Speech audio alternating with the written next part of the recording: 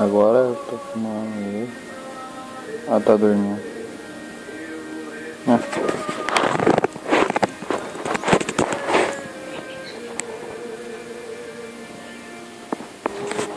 Não quer que eu tire a mão.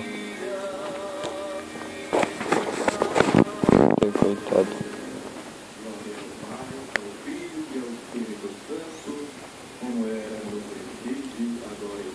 É um filhotinho ainda. Mas cheio de tempo. Mas carro grande do caramba.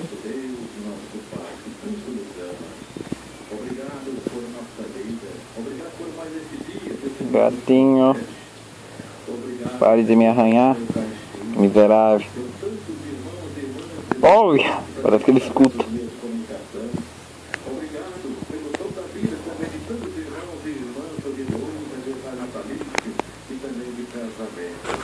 Obrigado, Senhor. E assim nós vivemos. Jesus, manso, humilde de coração, fazei o nosso coração semelhante ao vosso. Glória ao Pai, ao Filho e ao Espírito Santo, como era no princípio. É um gato folgado, né? Mas é lindinho.